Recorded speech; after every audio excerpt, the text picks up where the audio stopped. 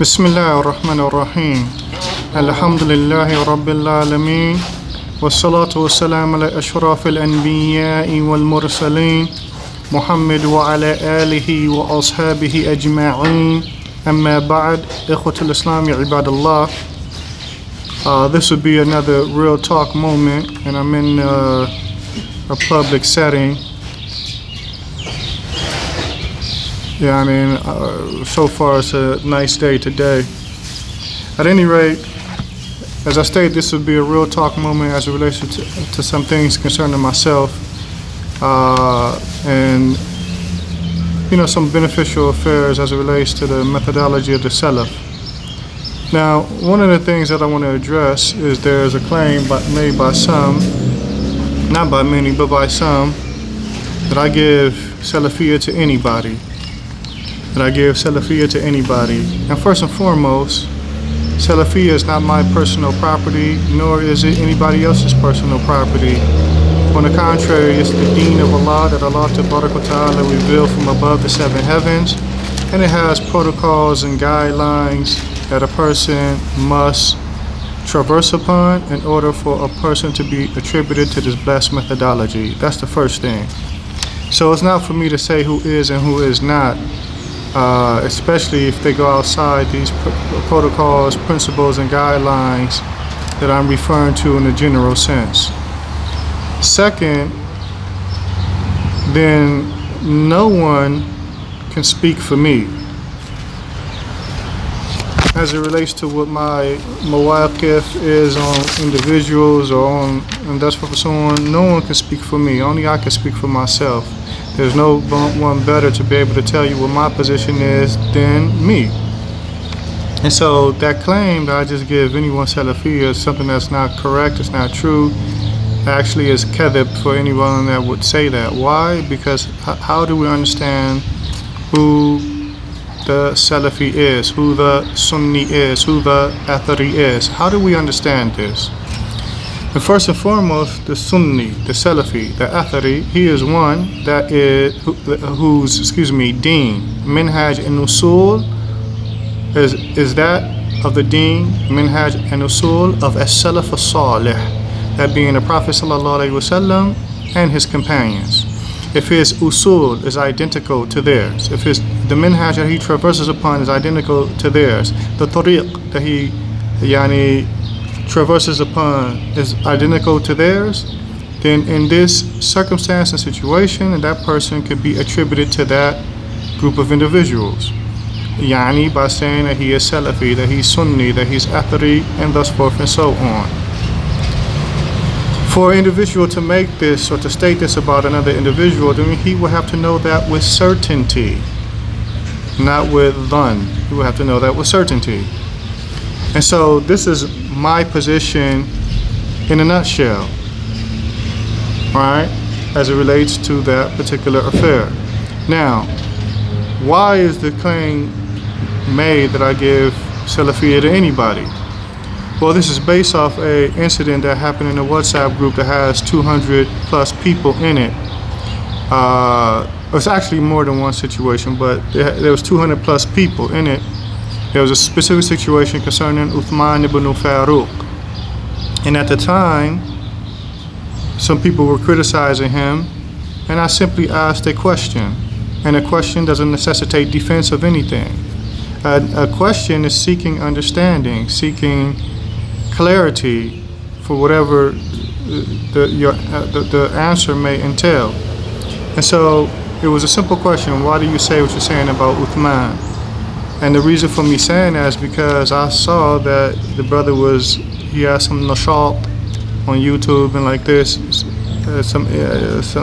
He has a lot of energy as it relates to dawah affairs on YouTube and thus forth and so on. And from some of the things I had witnessed, I saw that he affirmed for himself Salafiyya. Now that's not me giving a tazkiyah, that's me stating a matter of fact. That's all that is, me stating a matter of fact. And so my position at that time was to observe, because I don't know the individual, so I can't speak about him with certainty to say he's this or that. And so when people said what they were saying, I simply asked, why are you saying what you're saying? Now, why do I ask this? Because I've been burned in the past by being hasty with taking statements of individuals about another without knowing why they said what they said. And then at the end of the day, it caused me to have to make tawbah for slandering someone else. And so at this point, I don't really care if a person considers himself to be thiqah or not. I don't care what you think about yourself. When it comes to these particular issues, then I need to know with certainty why you say what you say before I spread it. And this is very important for a person in my position, because I get a lot of people that ask me questions about a lot of different people, just based off my position as it relates to or my involvement in dawah.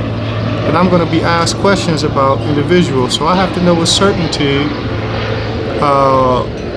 what the condition of the people are. I can't go off of a crowd spirit, the crowd sentiment. The crowd feels like this, and so automatically I'm supposed to feel like that. Nah, it doesn't work like that. We have to have certainty as it relates to who we're speaking about, especially if it's from the bab of nasiha lillah lil muslimin. We have to know exactly.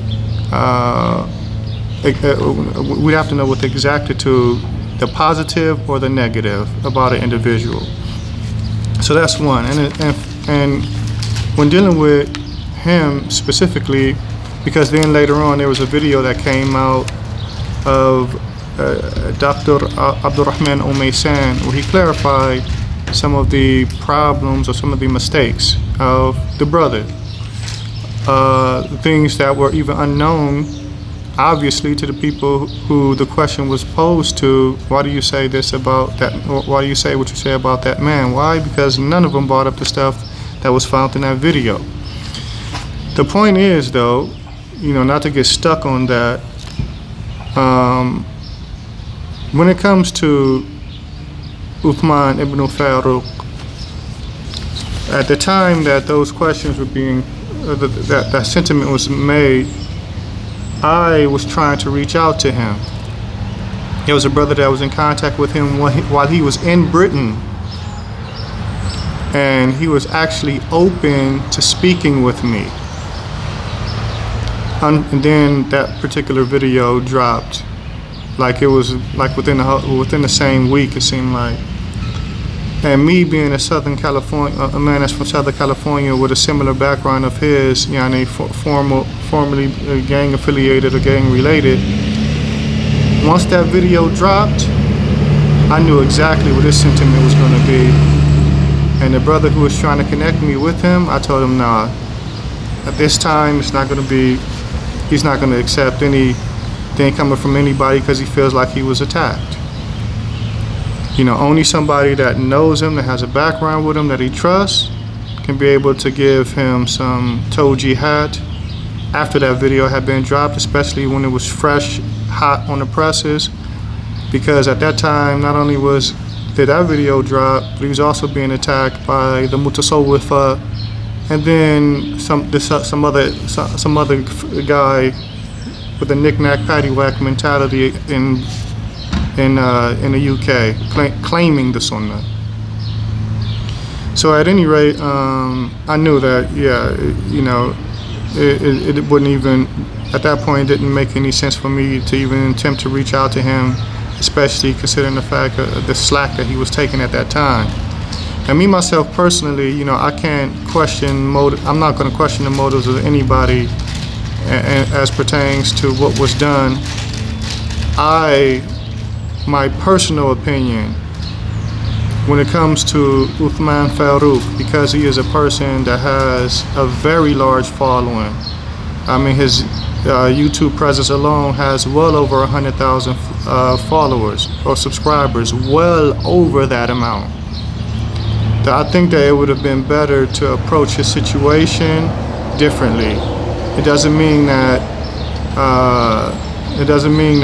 the mistakes that he made that were pointed out in the video should be overlooked or anything of that nature. But I think that a different approach should have been taken, that he probably should have been reached out in private and given advice so that, with the hopes that he corrected himself, due to the fact that he does have a very, very large following of people. And what I fear that has happened at this point, because I saw when he did the little talk on Dawah Man's channel, and to me, he didn't make matters any better. But then when the Mutasawwifa were attacking him, he contacted them, but didn't contact the brothers upon the same methodology that he affirms for himself, and attempted to find blame in those brothers for not calling him initially prior to them making a video, which that argument to a degree I do agree with. But the point that I'm making is, okay, they didn't do that. They didn't do that. They put something out. The Mutasawwifa didn't do that neither. They put something out against you, and you took the time to call them. You didn't take the time to call your brothers upon the methodology that you affirmed for yourself. I think that was a mistake, and I think that the way that he handled it on Dawah Man's channel was also a mistake, and it didn't help the situation. But here's the deal. When you look at him, and most likely the mentality that he had and still has right now, he probably doesn't have any real respect for the people that pushed that, because of the fact that, one, the clarification, or if it was considered to be a warning, it didn't affect his base at all. His subscription count didn't drop or anything to that effect.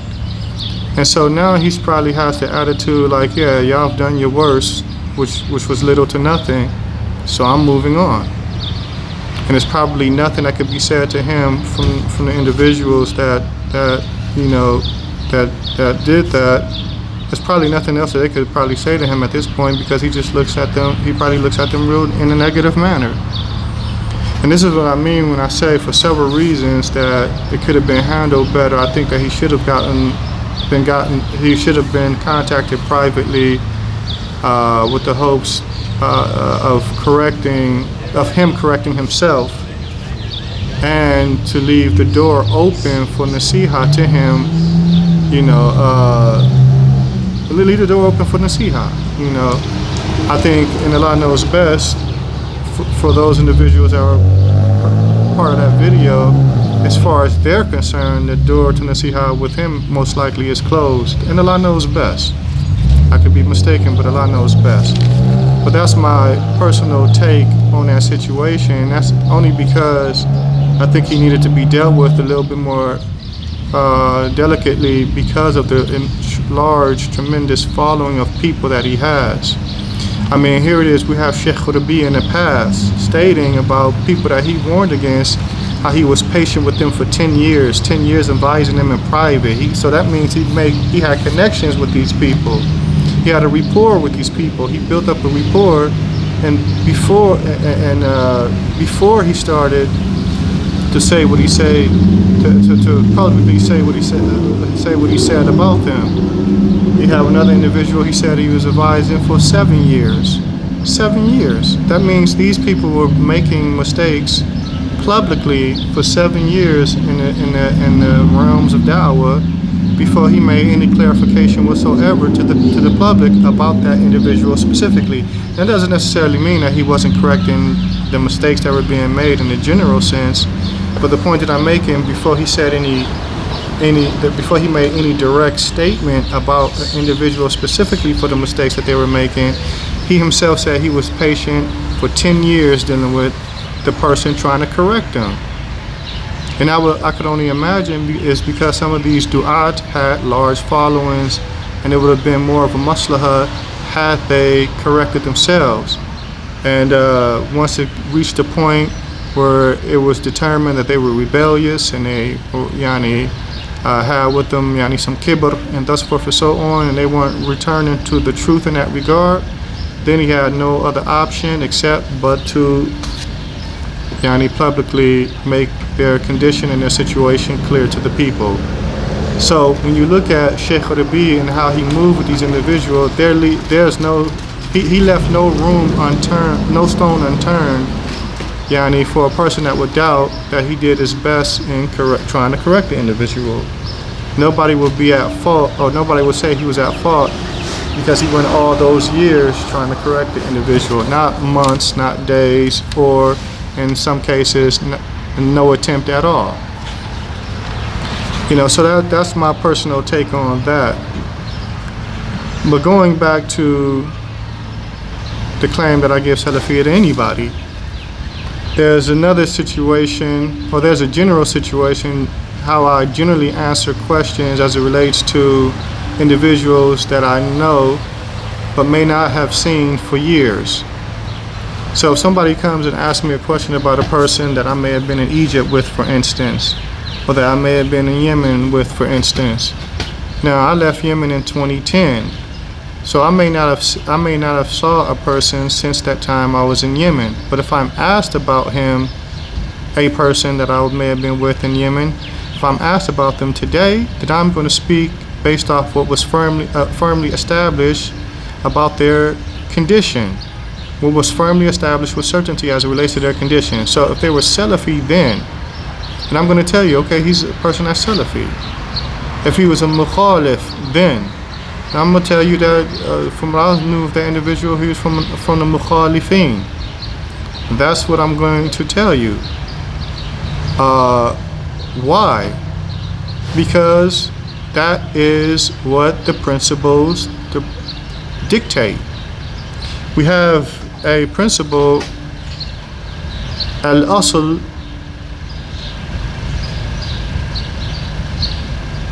al-asl,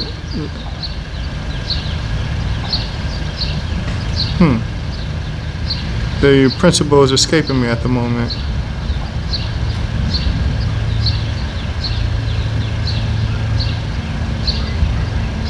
Al-asl al-biqa ma kana ala ma kan. That's the principle. What is intended by this particular principle, in a nutshell, because I don't know of a good way to translate that, is that whatever someone or something, whatever its condition may have been established upon based off certainty, in the case of an individual, it was firmly established with certainty he was Salafi, then his condition remains like that upon that which certainty was established. Meaning, you cannot come and say, you cannot use dhann, you cannot use doubt to do away with something that was established with certainty as it relates to a person or a thing's condition and or situation. So if a person was known to be Muslim 10 years ago, and then you see him 10 years later, you cannot now start to doubt his Islam, because it was established with certainty that he was Muslim 10 years ago. So if you saw him, somebody came to you and said, yeah, is brother so-and-so, is he Muslim? Then the principle would dictate that you have to say, yes, he's Muslim. This was something that was firmly established with his condition 10 years ago. وكذلك بالنسبة إلى رجل كان على منهاج السلفي. And it's just like that as it relates to a man who was known to be upon the Salafi methodology. If that was known of him 10 years ago, then dhann cannot be used to do away with that which was established with concerning his condition with certainty, right? So that's me applying a principle. There's been more than one situation where I've been asked about people that I haven't seen in years, and I applied that principle, and later on it comes to find out that with certainty that the person's condition has changed for the worse since the last time I may have saw them. So now a person will come and say, based off that, oh, he gives anybody Salafiyya. Well, how is that the case when I'm applying a principle, a Salafi principle? A Salafi principle to say that. All you have to do is come tell me, yeah, what you known of them 10 years ago is not the same now. This is why, A, B, C, D, and E. And once you bring that certainty as it relates to the change of the condition of the individual, then it's upon me to accept and continue to roll with that now, that new information. But if somebody was to come to me showing me with crystal clear proof that somebody's condition has changed from that of Sunni to other than that, and then I say, forget what you just brought to me, no, he's Sunni, he's this, he's Athari, and thus forth and so on, then perhaps maybe that claim could have some validity. Perhaps that claim could have some validity at that point. But for me, just simply sticking to the qawa'id that are with us and to make a claim like that, then that's batil. That's batil. And so those are the things that are being used to try to claim, whatever a person's trying to claim. And the reality is, I believe that there are people that are just enemies of mine. The bottom line is the benefit of the doubt is not given when it should be.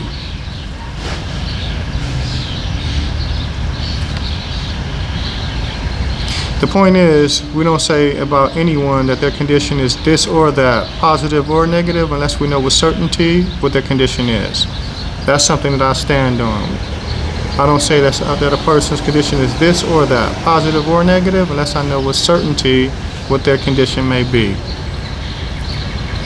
So now, that brings us to a discussion. And that discussion is, when does a person exit from being upon the Sunnah, being Athari, being Sunni, being Salafi? Now, I could explain this myself, but I won't. What I'm going to do, I saw one of the scholars in Riyadh, Sheikh Abdulaziz al-Sa'id, said this years ago. And there's a video floating with him explaining this, titled Dawabit al-Tabdi'. It could be found on YouTube. So he gave excellent explanation as relates to when this takes place. And because of advice that Abu Uwais rahimahullah ta'ala gave years ago about having a daftar, having a notebook with you where you could just write down benefits, not in any type of order, but some benefit comes to you, you just write it down and you record the benefit, you have it locked in. This is something that I did at one time, and I remember coming across these benefits that from the advice of Abu Uwais, that I wrote these things down and have had them committed to memory since writing them down years ago. And so at any rate, when looking at this particular issue, we want to take a look at some of the things that the Sheikh said himself in order for a person to recognize when the situation is like this or like that.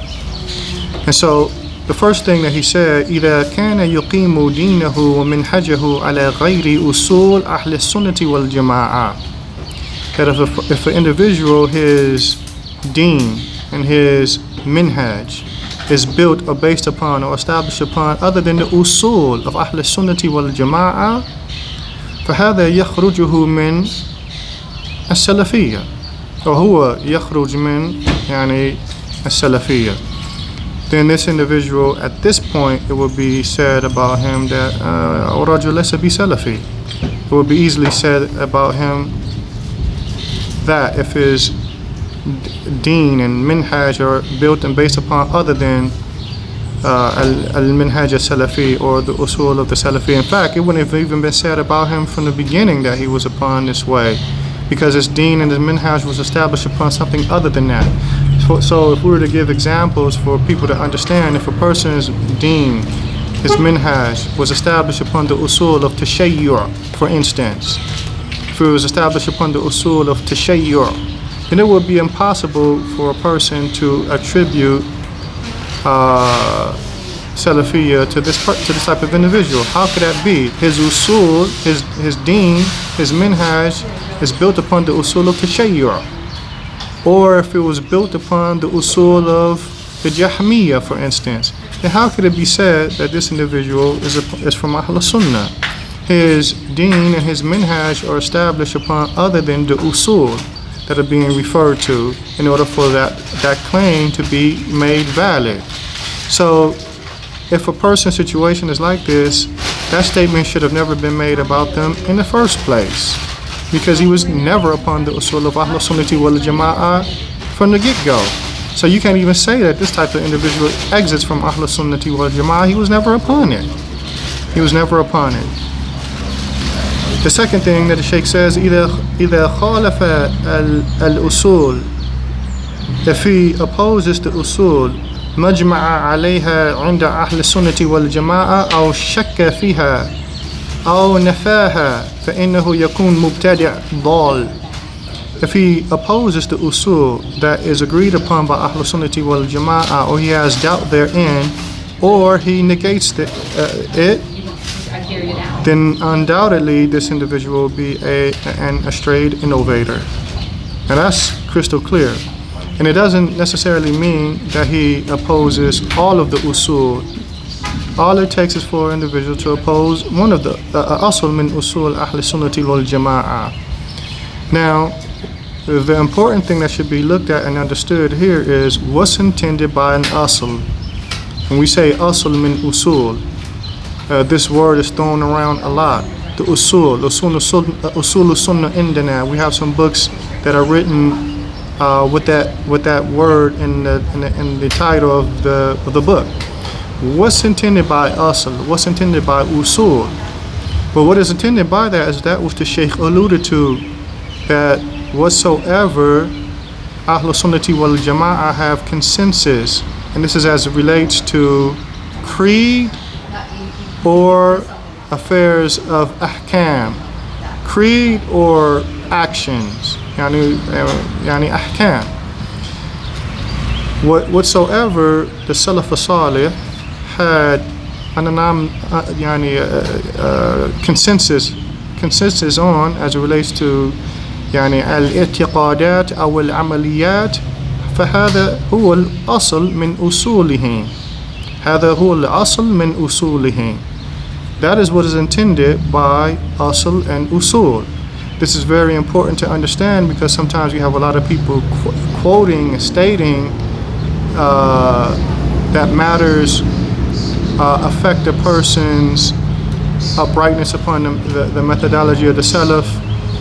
And when you look into the affair is not, that doesn't enter under this umbrella. It may enter into the affairs of ijtihad, but it doesn't enter into these affairs. And so sometimes unnecessary problems occur because of not understanding the mas'ala itself, not understanding the issue itself. And so rulings are passed that are misplaced. Assumptions are made about individuals that are out of place, and thus forth and so on.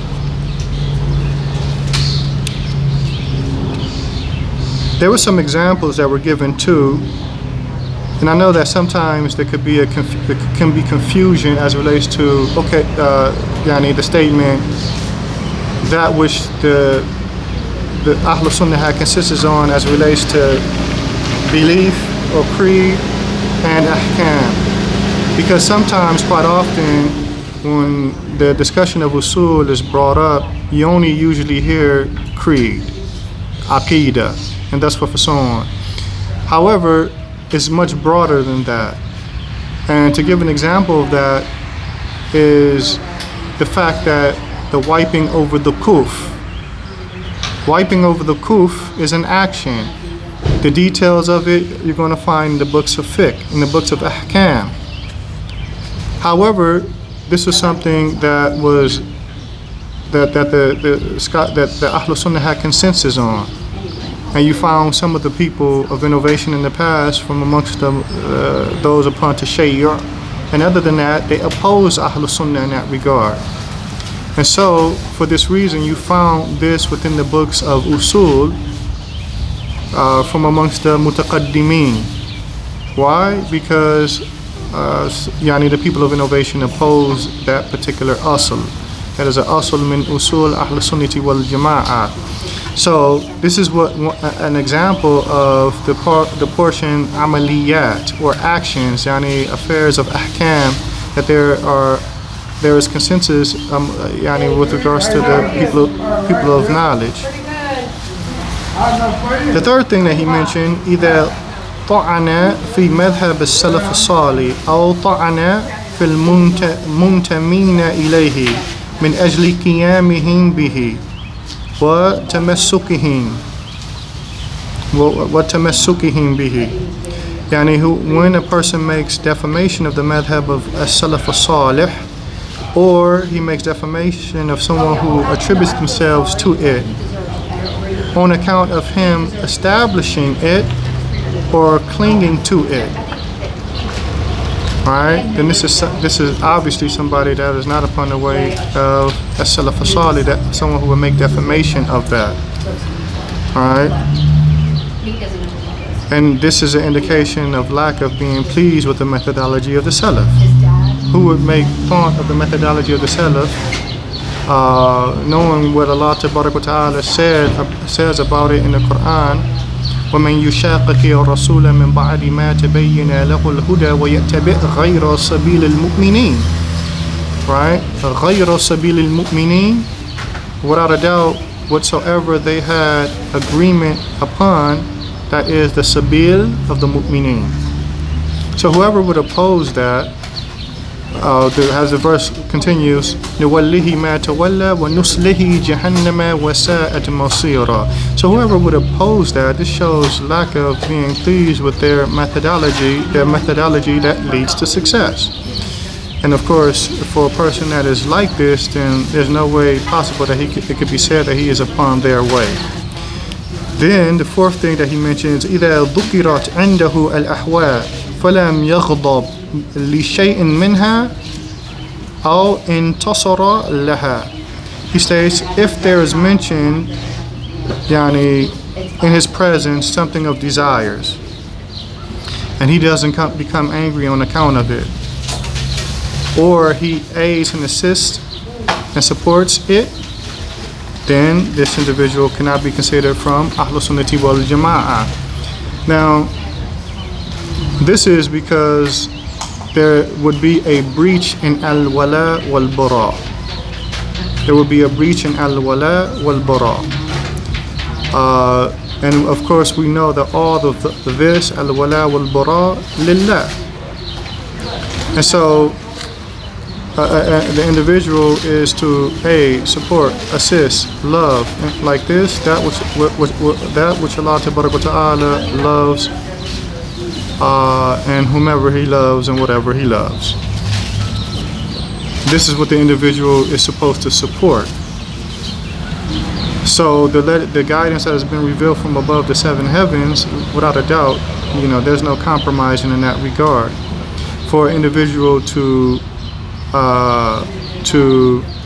have a position that contradicts that, then that would be in opposition to this fundamental. Remember the statement of the Prophet ﷺ from the hadith of Anas ibn Malik, where the Prophet ﷺ, he stated, ثلاث من كن فيه وجد بهن حلاوة الإيمان. Three things that are found in a person, and they found this by way of it, and there are three things that are gathered in a person that they have found by way of it, the sweetness of Iman.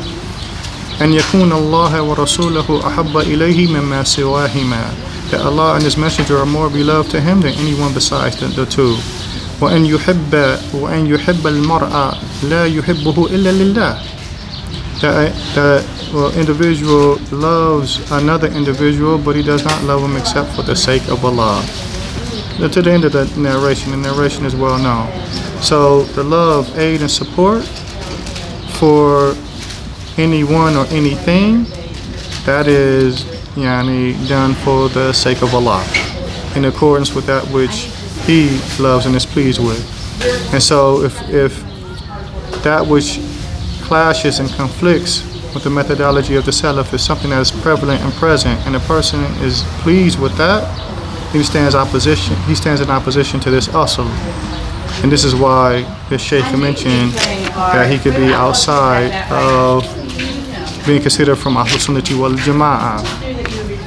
So these are very important points that a person has to keep in mind when approaching these issues, so as not to make a mistake concerning how an individual is treated, viewed, and thus forth, and so on. Now there are some things that I think is very important, and I'm just trying to speed along with this as quick as possible. I'm hoping I'm being as detailed as possible, not being vague. But there are some things that I want to touch on concerning that which is found in some of the fatwa Sheikh al-Albani. And like I told the brothers before, this book right here is very valuable to get your hands on. I'm reading from volume 6 of the book جامع تراث العلامة al-Albani في المنهج والأحداث الكبرى. And so there's a question that is posed, and a person is asking about principles and if they're correct or not, and if the Sheikh, has some commentary on them. And so he states القاعدة الأولى أن المبتدع مهما كانت بدعته ما لم يأتي بما يخرجه عن الإسلام فهو مسلم له حق الإسلام من الأخوة والموالاة وغيرها من حقوق الإسلام لأنه ما يزال مسلما داخلا في أموم النصوص كقوله تعالى إنما المؤمنون إخوة والمؤمنون I'm gonna stop right there for 1 second. So he states, the first principle, the innovator, no matter what bid'ah he comes with, if it does not exit him from al-Islam, he is a Muslim, and to him there is the rights of Islam from brotherhood, from support, and other than that, from the rights of Islam. And that is on account that he has not ceased to be Muslim.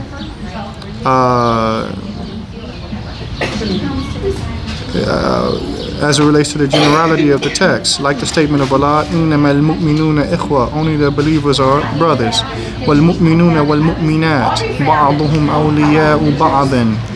The believers, men and women, they are awliya of each other. So he continues, وَهَذِهِ الْمُوَالَةِ وَمِنْهَا النَّصْرَ مُقَيَّدَةٌ بِالشُّرُوطِ شَرْعِيَّةٍ مَعْرُوفَةٍ مِنْهَا. So he says, and this support, from it there is assistance, but this assistance is restricted to legislative conditions that are well known. Then he states some of those conditions. So he says, one that I don't think I would have heard. So I remember last time I was there, I saw some verses. That. Well, I need to look in. The best way for me to translate that is that strength is in taken away from Ahlul Sunnah and given to the opposer. Like that support doesn't result in that.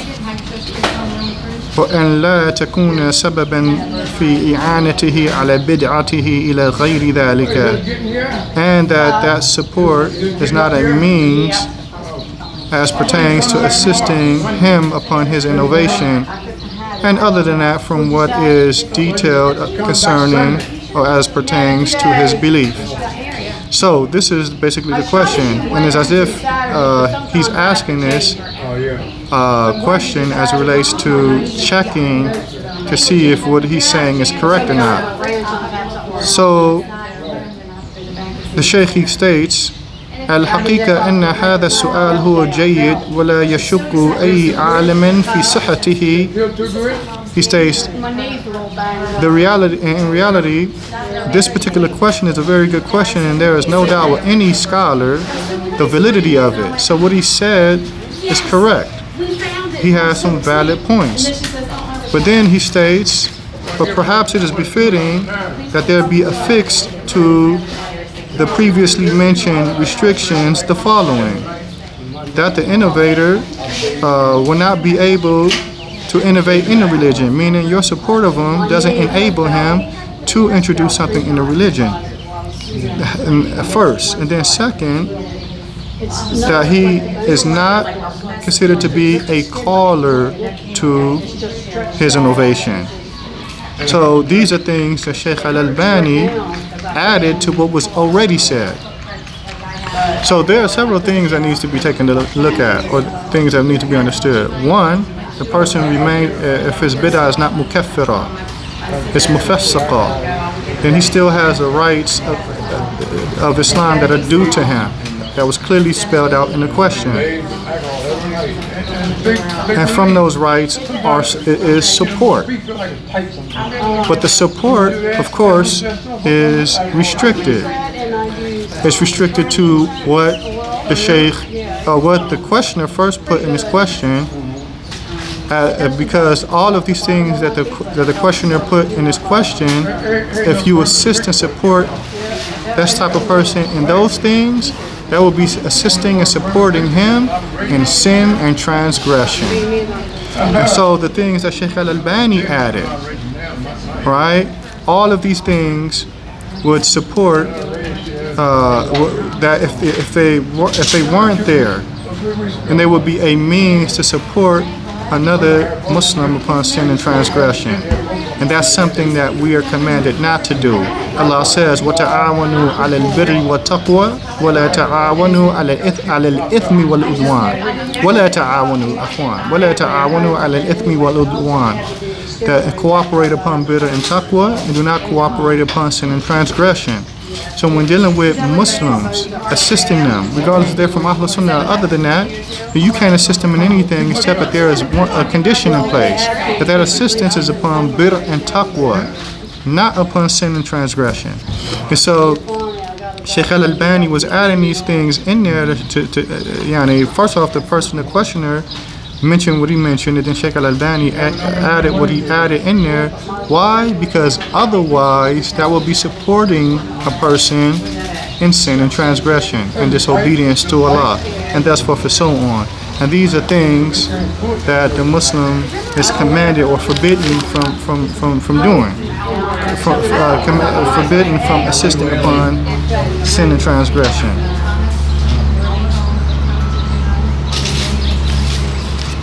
And there's another point that the Sheikh made after another question was posed. He states, وَبَعْضُ الْعُلَمَاء يُفَرِّقُونَ بَيْنَ أَنْ يُعْذَرَ الْمُجْتَهِدْ فِيمَا إِذَا أَخْطَأَ فِي الْفُرُوعِ دُونَ الْأُصُولِ. He says some of the scholars make a differentiation between excusing the mujtahid and whatever he makes a mistake in if it pertains to subsidiary issues, aside from the usul. So he says, هذا التفريق لا نجد له أصلا ولا دليلا في الكتاب والسنة. He states that this differentiation, we don't find for it a foundation nor evidence within the Kitab and the Sunnah. لأن العلة هو إما أن يقصد الحق فأخطأ فهو مأجور. And that is because the reason is that an individual, he either intends the truth and makes a mistake, and on account of that he's rewarded, or he intends the truth, or he does not intend the truth, and in that case he is sinful. And this is as it relates to if it's in the furu' or the usul. And this is something that's found in several of the fatwa of Sheikh al-Albani, who claims that a tafriq between the two is incorrect. What is looked at, what is considered, is that is the person trying to find the truth or not? Is he deliberately being obstinate and rebellious or not? And sometimes this can be determined many different ways, but the point is, regardless if it's also from the usul or other than that, then it's looked at the same way in the sense that it's not about a person is not excused based off usul and furu'. A person is excused if he was trying to ascertain the truth and he made a mistake. He wasn't rebellious. He wasn't obstinate upon his mistake. He wasn't intentionally trying to uplift falsehood. He may be looking at the mas'ala and really think that this is what Allah loves and is pleased with. And that's why he's sticking with it. He's not trying to see the goals of his, for instance, uppermost. On the contrary, he wants to see the haqq uppermost. This is really important for several reasons, because when looking at or the umur, the affairs of ijtihad, which are generally looked at differently from the usul. From the affairs of ijtihad will be the hukm on an individual, or how an individual should be treated if he made a mistake. And this is something that the scholars themselves differ in. That an individual it may be established that he has something negative with him as it relates to the text. But they differ not on the hukm of how, generally speaking, a person should be dealt with, if he should be boycotted like this, but they may differ in the matter that's considered to be ijtihad. Yani, do you apply that to this particular case? Is the application in this particular case correct or not? This is from the affairs of ijtihad. And it's very possible that, well, without a doubt, it's very possible that scholars may differ in that regard. And guess what? If you find that they differ, guess what? Enmity and hatred do not result from differing in this regard. And this is something that a lot of people that attribute themselves to the Sunnah don't seem to understand. Because, and what do I mean when I say that? You have the hukm of Allah as it relates to a particular affair. Nobody differs in that. Nobody differs in the hukm of Allah. But then there may be a situation where it's time to apply that in a particular circumstance, or apply it as it relates to a particular individual. And the person that's applying it, one person may come and say, no, his application in this instance is incorrect, while another person may say his application in this instance is correct. So what is the origin of the differing here in this particular type of situation? Is that as it relates to the hukm of Allah, or is it as it relates to how it's being applied in this particular situation? The reality is the differing is not with the hukm of Allah, because all of them agree with the hukm of Allah, but they may differ as it relates to, is it being applied correctly in this situation, in this circumstance. And this second thing that I'm mentioning, then this is an affair of ijtihad. This is an affair of ijtihad. And so it can't be correct, it would not be correct for it to be said about another person who holds an opinion that a judge applying the hukm of Allah in this situation was incorrect in his application, that now he's an enemy of the Sunnah, or he hates the hukm of Allah, or something to this effect. For anybody to make that statement, this is an individual that has a lack of understanding as it relates to the differentiation between the two things. And this type of person is haphazard and causes problems. To give ala sabili mithal, let's say for instance we have the hukm of Allah as it relates to a person who accuses another of zina. Well, we know what the hukm of Allah is concerning that. Nobody differs in that regard. Nobody should differ in that regard as it relates to Ahlul Sunnah. The hukm of Allah is the hukm of Allah. But now let's say a specific case comes up where a person is accused of falling into that. And the person who's accused of falling into that is attempting to defend himself and say, no, I didn't do that. And there's varying issues surrounding that circumstance that have to be looked at and investigated in order to determine if what the person's saying is what he's saying, is it true or not. And the judge exhorts efforts to reach the truth in that regard, and he believes he's reached the truth and states, well, you did fall into that. Whereas other people who, mujtahideen, are looking at the case as well, and they determine that the person hasn't done that. That is not now a differing with the hukm of Allah at this point. On the contrary, there's a differing as it relates to if it's being applied properly in this circumstance. And when that occurs, there is no hatred, enmity, and thus for someone that should occur amongst Ahlul Sunnah. Now, for people that are upon other than the Sunnah, then yeah, you can pretty much expect that different is going to occur. I mean, because Aslan they're in khilaf of the Sunnah in that regard. Right? So that's another important point that that the people need to understand. And then lastly, when the person was bringing principles that it was as if he was having Sheikh al-Albani check his aqidah and his understanding of the principles. He says, "Al-Qa'ida al-Thalitha, ليس كل مبتدع يهجر أو يضلل أو يفسق أو يكفر." He states that not every innovator is boycotted or declared to be misguided or declared to be sinful or declared to be outside of Islam. بل إن له شروطا قد ذكرها أهل التحقيق من أمثال الإمام الشاطبي والإمام ابن تيمية عليهم رحمة الله فهل هذا الصحيح? So he continues, on the contrary, there is for them conditions that are mentioned by the people of tahqiq. For instance, like al-Imam al-Shatibi and al-Imam ibn Taymiyyah. May Allah's mercy be upon all of them. So is this particular principle correct? The Sheikh, he responds, نعم هذا صحيح وسبق الجواب عنه. He states, yes, this is correct, and the answer to this has already proceeded. And we saw the answer.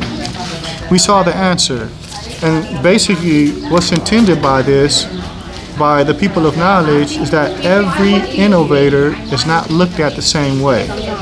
It's not a black and white issue. They're not all looked at the same way. And we saw that from the first principle that was being posed to him. Remember, Sheikh al-Albani made a differentiation between someone who called to innovation and someone who did not call to innovation. So that goes to show you that he was making a differentiation between these two types of innovators, that they're not considered to be the same amongst the people of Sunnah. And how can that not be the case when some people's bid'ah may be mukaffira and some people's bid'ah may be mufassiqa? So how could all of the innovators be the same as it relates to status, as it relates to ranking and levels? To say that would be incorrect. It's haphazard. But the problem is when we look at the actions of the people here in the U.S., you may even have callers tell you there's a difference, but they're not all look at the same, that it's not black and white, and that's what for so on. But when you see the practical application of it, it's as if they hold everybody to be the same, because there is no differentiation between how people are treated. And for this reason, this is why you can find a Sunni make a mistake and be treated no different from a person who is clearly upon error, intentionally, deliberately, rebelliously, obstinately, and thus forth and so on. The fact that there is a lack of differentiation between the two conditions shows that in most cases, people's actions oppose their statements. There should be no way that a person can acknowledge that a person who's mistaken his hukm is salafi, yet he's not treated any different than someone who's clearly from the people of innovation, clearly a mubtadi'. And not only on top of being from the people of innovation, having some of the worst negative characteristics from the people of innovation, being a caller to it, a person that throws shubuhat to fool the people, knowing that he's upon a hizb and championing the ideas of that hizb and thus forth and so on.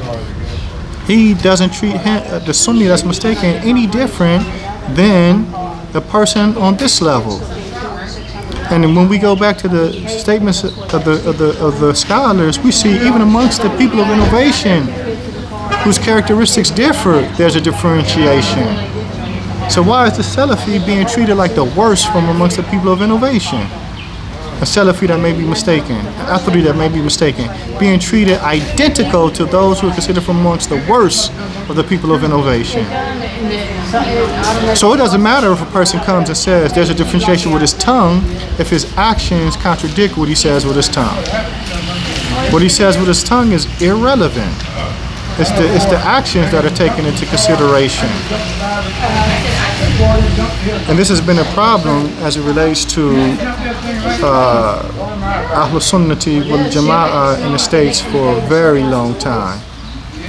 And it's hoped that more brothers start to address these things so that this can be corrected. Not take a position that to talk about these things is almost disastrous. You know, I don't want to be bothered with this. And our job is supposed to convey the truth to the people, make it clear to the people, and thus forth and so on.